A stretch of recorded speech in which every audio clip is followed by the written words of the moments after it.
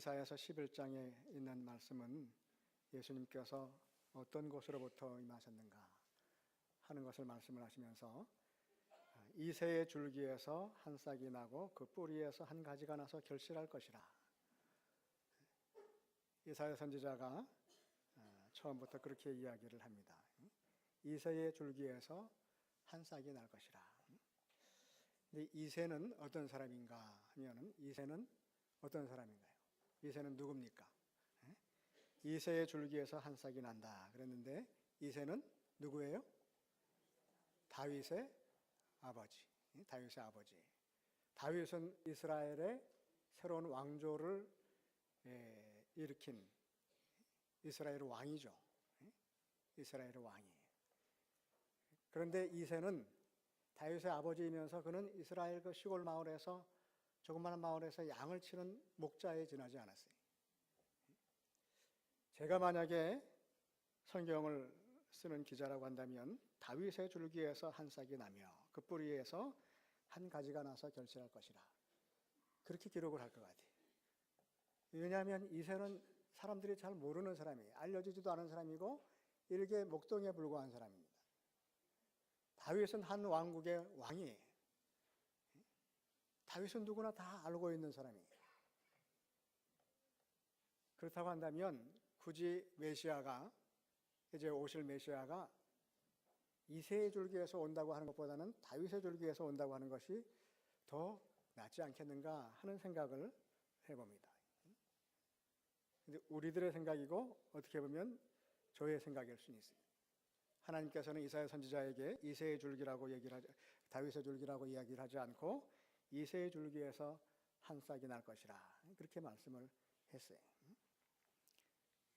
이새의 줄기에서 할 때 이 줄기라고 하는 것은 나무의 줄기를 우리들이 생각할 수 있지만 그러나 이 줄기라고 하는 그 미케자흐라고 하는 그 히브리 단어는 나무의 줄기를 뜻하는 말이 아니라 베어서 쓰러진 나무의 밑둥, 그루터기를 뜻하는 말입니다. 그러니까 이새의 그루터기에서 한 싹이 날 것이라 하는 그런 말씀이죠. 잘려진 나무, 다 말라 비틀어진 나무의 밑둥에서 싹이 나올 수가 없잖아요. 그런데 바로 그곳에서 한 싹이 날 것이라는 거예요.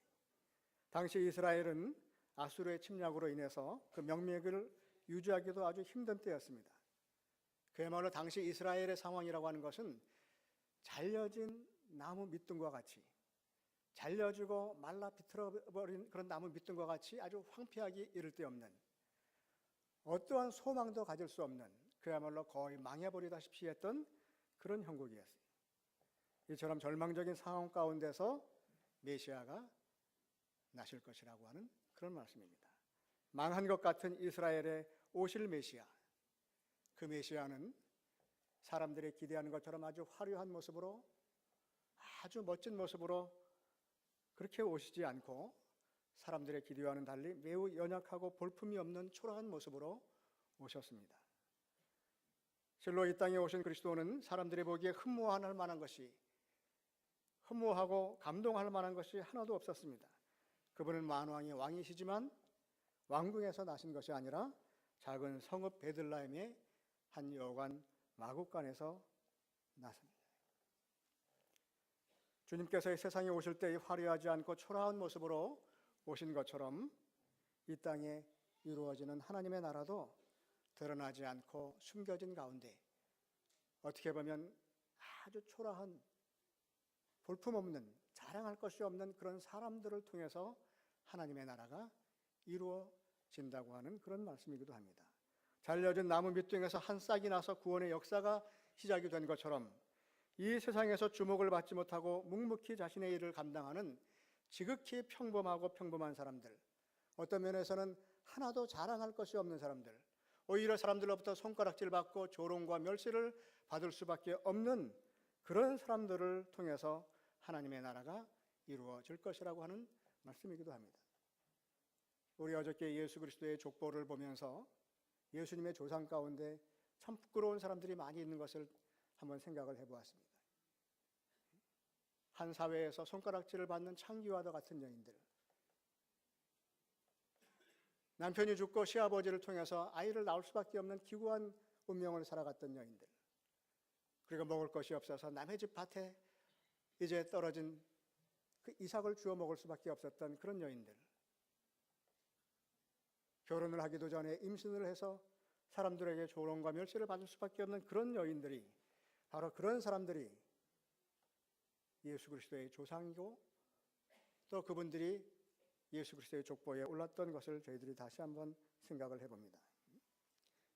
하나님의 나라는 이 세상에서 떵떵거리고 많은 사람들에게 높임을 받을 수 있는 자랑거리가 많은, 그야말로 실력이 있고 능력이 있는 사람들을 통해서만 이루어지는 것이 아니라 오히려 손가락질 받고 또 쓸모없다고 여겨지는 사람들을 통해서도 하나님의 나라가 이루어질 수 있다고 하는 거예요. 이루어질 수 있는 것이 아니라 오히려 그 사람들을 통해서 하나님의 나라가 이루어지게 됩니다. 오늘 본문의 말씀을 보면 이 세 줄기에서 한 싹이 나며 그 뿌리에서 한 가지가 나서 결실할 것이요 그의 위에 이제 오시는 메시아 그분 위에 여호와의 영 곧 지혜와 총명의 영이요 모략과 재능의 영이요 지식과 여호와를 경외하는 영이 강림하실 것이라고 그렇게 말씀했습니다. 이제 오시는 메시아 위에 하나님께서 지혜의 영을 부어주신다는 거예요. 모략과 권능의 영을 하나님께서 부어주신다고 하는 겁니다. 총명의 영을 부어주신다는 거예요. 이제 지극히 평범하게 아무것도 내세울 것 없이 어떤 면에서는 참 부끄러운 모습으로 살아가는 우리들이지만 우리들에게 하나님의 영이 임하시게 되면 우리들의 살아가는 삶의 모습들이 달라질 수 있다고 하는 겁니다. 여호와의 영이 우리에게 임하게 되면, 지혜의 영이 우리에게 임하게 되면 우리가 보는 눈이 달라질 것이고 우리의 생각이 달라질 것이고 우리의 가치관이 달라지게 될 것입니다. 세상에서는 출세한 사람들이 성공한 사람들이, 그러나 우리에게 지혜의 영이 임하게 되면, 여호와의 영이 임하게 되면 출세한 사람들이 아니라 오히려 아무것도 자랑할 것이 없는 사람들, 그런 사람들이지만 아무것도 자랑할 것도 없지만 그러나 하나님의 은혜를 사모하며 살아가는 바로 그 사람들이 세상에서 승리한 자들이라고 하는 그런 생각을 할 수 있게 된다는 겁니다. 쓸모가 있고 또 많은 사람들에게 인정받고 능력이 있어서 그야말로 가치가 있고 유용하게 이용할 수 있는 그런 그 능력과 재능이 있는 사람들, 그 사람들이 가치 있는 사람들이 아니라 오히려 쓸모없어서 버려진 것 같은 사람들에게 촌대받는 사람들조차도 오히려 그 사람들이 가치가 있는 사람들이라는 거예요. 여호와의 영이 임하게 되면 우리의 생각이 달라지고 우리의 가치관이 달라질 거예요. 세상 사람들이 가치 없다고 하는 사람들이 가치 있는 사람이 될 것이고 세상 사람들이 실패했다고 하는 사람들이 오히려 승리한 사람들이 될 수 있다고 하는 겁니다. 세상 사람들이 성공하지 못했다고 하는 그 삶의 모습이 오히려 성공한 자의 삶의 모습이라고 우리들이 다시 다른 눈으로 볼 수 있게 될 것이라고 하는 거예요. 높은 지위를 갖고 다스리는 곳에서부터 천국이 시작되는 것이 아니라 부족하고 내세울 것이 하나도 없지만 주님의 오심을 기뻐하고 묵묵히 섬기고 순종하며 살아가는 지극히 낮고 작은 사람들을 통해서 하나님의 나라가 이루어진다고 하는 것입니다. 주님이 오시는 날엔 우리들의 생각이 바뀌어질 것입니다. 그때에 주님이 오시는 바로 그날에 이제까지와는 전혀 다른 세계가 열릴 것입니다. 돈과 권력과 무기로 이루어지는 평화가 아니라 하나님께서 이루시는 평화가 이 세상에 임하게 될 것이라고 하는 것입니다. 주님이 오실 때에는 이리가 어린 양과 함께 살며 표범이 어린 염소와 함께 누우며 송아지와 어린 사자가 함께 있어서 어린아이에게 끌리며 암소와 곰이 함께 먹으며 그것들의 새끼가 함께 엎드리며 사자가 소처럼 풀을 먹을 것이고 젖먹는 아기가 독사의 구멍에서 장난을 치며 젖된 어린아이가 독사의 굴에 손을 넣는 일이 일어나게 될 것이라고 하는 거예요. 오늘 본문 6절의 말씀 앞에 있는 그때에라고 하는 그 단어가 히브리 원어에는 없습니다. 그러나 이제 표범이 어린 염소와 함께 눕고 어린아이가 젖먹는 어린아이가 독사의 구멍에서 장난을 치고 젖된 아기가 독사의 굴에 손을 넣는 그 일이 그때가 되면 이루어질 것이라고 하는 그런 말이에요. 그때는 언젠가 하면은 메시아가 오실 바로 그때입니다. 주님이 다시 오시는 바로 그때가 되면 이런 놀라운 일이 일어날 수 있게 된다고 하는 겁니다. 어떻게 표범이 어린 염소와 함께 누울 수가 있겠습니까?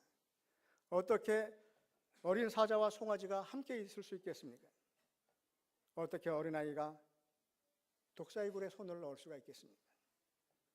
그러나 주님께서 오시는 그날에는 그와 같은 놀라운 일들이 이루어질 것이라고 하는 것입니다.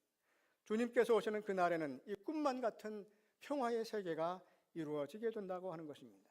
그때 주님께서 오시는 그날에는 불가능할 것 같은 일들이 이루어지게 될 것이라고 하는 것입니다.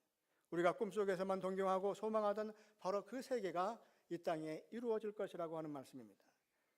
그런데 주님이 오시는 그날에 우리들이 함께 눕고 함께 풀을 뜯는 그 아름다운 세상이 이루어지게 되려면 먼저는 우리들이 주님의 은혜를 사모하는, 세상에 높고 화려한 것보다는 즉히 낮고 작은 것들까지도 그것들이 참 가치 있는 것이라고 받아들일 수 있는 생각의 전환들이 이루어져야지만 됩니다. 우리들의 생각이 바뀌어야지만 돼. 우리의 가치관이 바뀔 수 있어야지만 됩니다. 그래야지만 이 땅에 다시 군사력으로 인해서, 군대로 인해서 이루어지는 평화가 아니라 하나님께서 이루어지는 평화가 이루어질 수 있습니다. 주님이 오셔서 이루시는 평화의 세계에는 이방인과 유대인 사이에 막힌 담이 무너질 것입니다. 남한과 북한 사이에 막힌 높은 담이 무너지게 될 것입니다. 진보와 보수 사이에 가로막혀 있는 불신과 미움의 담이 무너지게 될 것입니다. 그리고 좁은 땅덩어리 안에서 답답하게 드리워져 있는 지역 간의 담도 허물어지게 될 것입니다. 주님께서는 이 땅에 원수되었던 사람들 사이에 화해와 평화를 이루시기 위해서 오셨습니다. 이제 우리들은 이 성탄의 기쁨을 누리면서 주님께서 내 속에 임하심으로 하나님의 지혜의 영이, 여호와의 영이 우리들에게 임함으로 말미암아 내가 가지고 있는 이제까지의 생각이 달라지고 내가 이제까지 가지고 있던 가치관이 달라지는 그런 놀라운 변화들을 우리들이 경험할 수 있도록 하나님 앞에 또 기도하고 간구할 수 있어야 할 것입니다. 지금 내가 가지고 있는 생각만 가지고서는, 지금 내가 가지고 있는 그 가치관만 갖고서는 세상의 변화를 경험할 수가 없습니다. 주님께서 오신 그날에 여호와의 영이 우리들에게 임하심으로 우리가 사물을 보는 눈이 달라지고 우리의 생각과 우리의 가치관이 달라지게 되면 이루어질 것 같지 않는 놀라운 평화의 모습들이 이제 우리들을 통해서 이루어질 수 있다고 하는 것입니다. 요즘은 세상이 많이 달라졌어요. 하나님의 영이 임함으로 달라진 것이 아니라 세상의 그 풍조가 변함으로 따라서 달라졌어요. 저도 뭐 나이가 많지는 않지만 제가 이렇게 저보다 한 10살, 20살 어린 사람들과 이렇게 같이 생활하다 보면은 깜짝깜짝 놀라는 것들이 있어요. 제 생각과 제 머릿속으로는 도저히 이해가 되지 않는 그런 일들이 일어나고 있어요. 그래서 한때는 고민을 했어요. 이걸 어떻게 해야 되느냐. 내가 바뀌어야겠다. 예전에는요, 저도 이사를 여러 번 다녔는데, 이사할 때는 어떤 때는 제가 뭐 수련회 가고 이렇게 다른 교회를 내가지고 제가 없고 저희 집사람 혼자 이사를 하고 다 이사하고 짐 다 풀어놓은 다음에 제가 개선 장군처럼 들어갔던 적이 많아요. 요즘에는 그렇게 하면은 어떻게 돼요? 쫓겨나겠죠, 그죠? 요즘에는 거의 대부분이 그렇다는 거예요. 어떤 모습이냐 하면은요, 이삿짐 센터, 이삿짐 트럭에다 짐을 싣고, 이삿짐 차에다가 짐을 싣고 남자가 함께 와가지고 이사할 곳에 와서 짐을 다 풀어놔요. 다 풀어놓고 정리를 다 하면 그 다음 날이나 그 다음 날쯤 되면 이제 부인께서 이제 가만히 들어오셔서 점검을 하시는 거예요. 이제 그게 보편적인 모습이라는 거예요. 제가 생각할 때도요, 이게 벌써 한 40대에 있는 분들과는 생각이 많이 달라요. 어떨 때는 외국 사람 보는 것 같은 그런 느낌이 들 때가 많이 있어요. 그런데 그 일들을 하면서도 저 같으면 굉장히 불쾌했을 것 같아. 아니, 내가 혼자 이걸 다 정리를 해야 되나? 우리 집사람은 뭐 하는 거야? 아마 그런 생각이 들 수 있었을 것 같은데, 요즘에는 남자들이 전혀 그런 생각을 안 하고 당연히 내가 해야 되는 일로 알고 그렇게 한다는 거예요. 생각이 달라서 그래요. 가치관이 다른 거예요. 세상의 분위기가 달라지니까, 세상이 달라지니까 생각이 달라지는 거예요. 그렇게 달라지는 생각이 아니라 여호와의 영이 임함으로 말미암아 우리의 생각이 달라지면, 그러면 남과 북의 갈등이, 서로 진보와 보수의 그런 이념적인 갈등이, 지역 간의 갈등이 자연히 해소될 수 있을 것입니다. 그리고 우리들을 통해서, 사회 체제를 통해서, 군사력을 통해서 이루어지는 평화가 아니라 하나님께서 이루시는 평화가 이루어지게 될 것입니다. 2000여 년 전에 베들레헴에 오셨던 주님이 미움과 불신이 난무하는 이 땅에 이제 다시 오십니다. 이사야 선지자의 선포처럼 주님께서 오시는 바로 그때에 이리가 어린 양과 함께 살며 표범이 어린 염소와 함께 눕고 젖 먹는 어린아이가 독사의 구멍에서 장난치는 평화의 날이 이루어지게 될 것입니다. 주님의 오심을 기뻐하고 축하하는 이 나라에 주님께서 친히 임하셔서 욕심과 이념으로 찢기고 상처난 이 땅을 틀림없이 치료해 주실 것입니다. 생각과 이념의 차이로 서로 원수처럼 으르렁거리는 이 땅의 백성들 마음속에 사랑과 용서와 평화의 영을 심어 주실 것입니다. 주님의 오심으로 이루어질 그 평화의 세계를 바라보면서 우리들 한 사람 한 사람이 먼저 평화를 만들어가는, 주님의 평화를 만들어가는, 하나님의 평화를 만들어가는 주인공이 될 수 있기를 간절히 바랍니다. 기도하겠습니다.